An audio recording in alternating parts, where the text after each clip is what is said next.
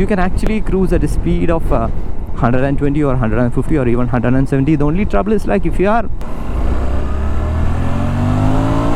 a little bit of vibration on the foot peg as well.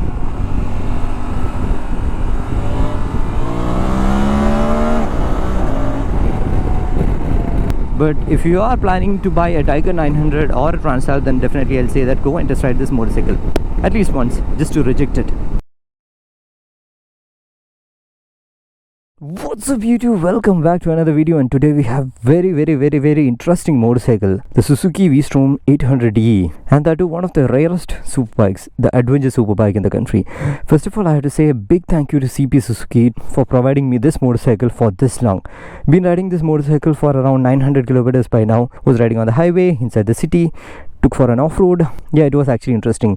I actually went with a Transalp and a Tiger 900, so it was actually fun. I'll be almost riding 1200 to 1300 kilometer once I complete the review. So a big thank you to Cee Pee Suzuki for providing this motorcycle for this long.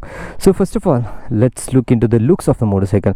I would say that apart from that headlight, that one single portion, this motorcycle looks so damn beautiful, man. Look at that. It looks like a beefed up off-roading motorcycle, a rally bike. But I certainly asked my friends whether they liked the headlight setup. Then almost 90% of the people told that they liked the headlight setting. I'm in that lower 10%, the minority who didn't like the headlight setup. It is a little weird for me, that's all. The windscreen is there, a bit of an adjustment is there, 3-stage adjustment, but the thing is you have to use an Allen key to use the stages. You would unscrew all these 4 screws to adjust the windscreen. That's the only thing. And we get fully adjustable front suspension. A little dive is there, but truly a brilliant front suspension. It is onto a stiffer side. I mean, we'll talk about that when we go out on the ride. 21-inch front wheel, dual disc in the front, the brand new 800cc engine, man. Actually the previous 650 was a V-twin, and this is a parallel twin with 270-degree crank. It sounds so sweet as well.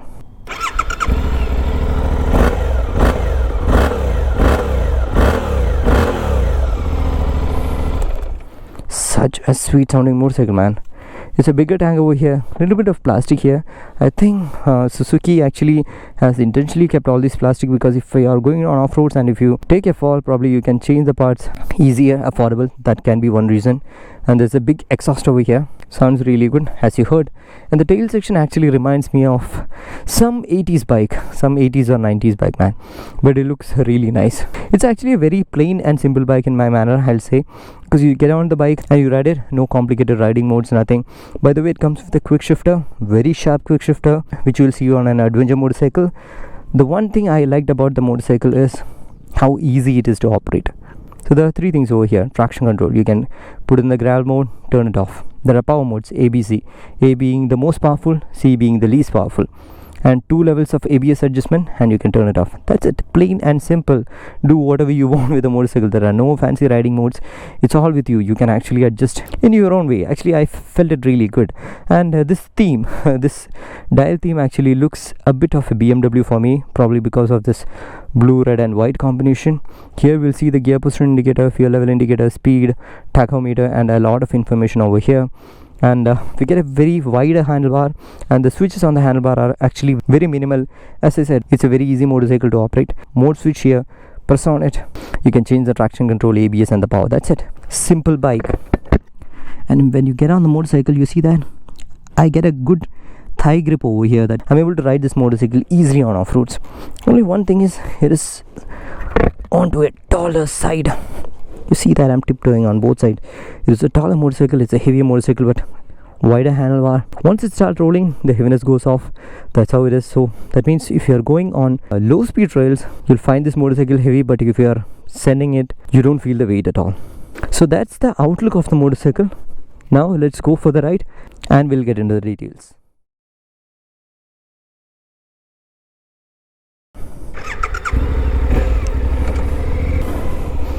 Actually, I'm riding on road tires, so not going to do any fancy things, but it's actually fun to take this motorcycle on off-road. You see that I'm standing upright. Woohoo! Lot of torque. lot of torque.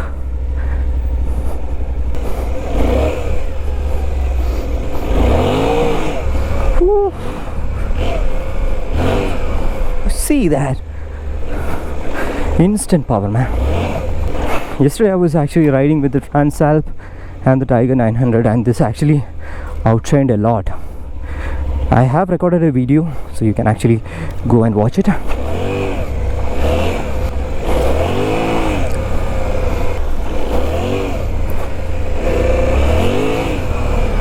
Holy crap, that's a deer, man.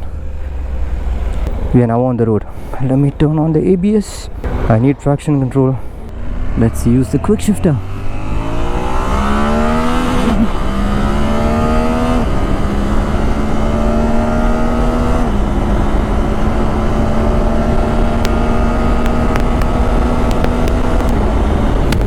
Did you see that?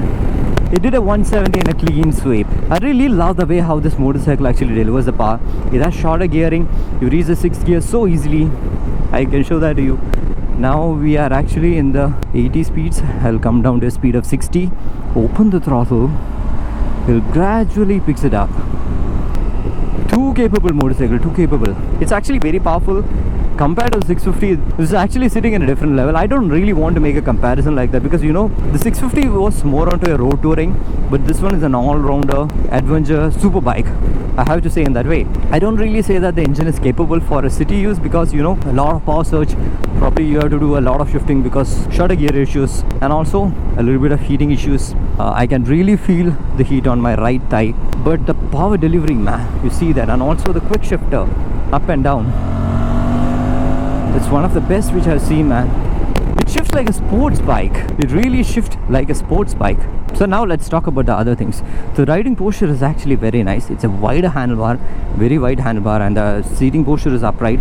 The seat is very comfortable. I really love it because when it comes to the highway, you have a very plush ride, that kind of a feel, and also the pillion seat is also very comfortable. The one thing is like the suspension has a lot of dive in the stock setting. By the way, this comes with a fully adjustable suspension in the front, so if I actually tightens it up, you'll get a more feedback. But in my opinion, the stock setting is really nice for the highways, but when it comes to off-road, you have to tighten the compression.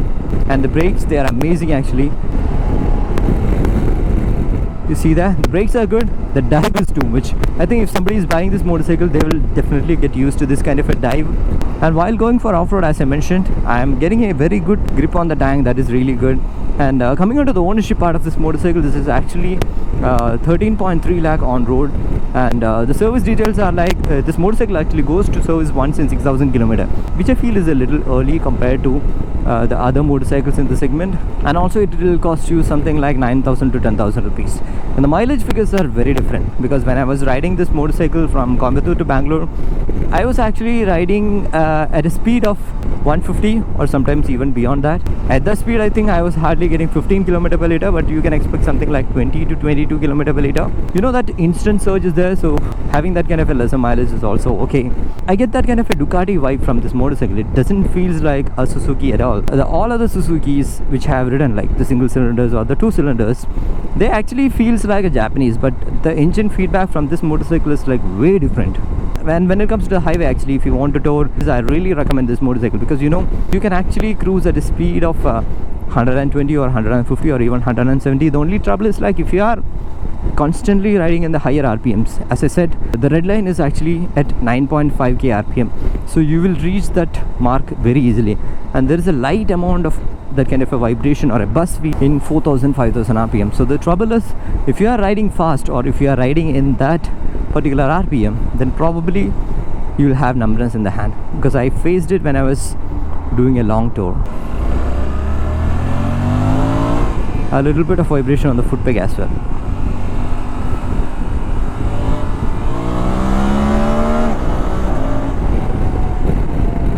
So riding on the highway is actually effortless. You know, the quick shifter is there, so no need to use the clutch.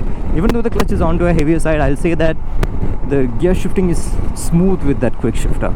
So on the highways, you're gonna enjoy this motorcycle, and to the city, definitely I would recommend this. And you know, it's an adventure motorcycle, so really you don't have to roll this motorcycle inside the city. But if you have to, the only trouble you're gonna see is, yes, if you're short, you'll have a problem in managing the weight of the motorcycle because it's heavy when it is slow moving, but when it's rolling then you don't really feel it.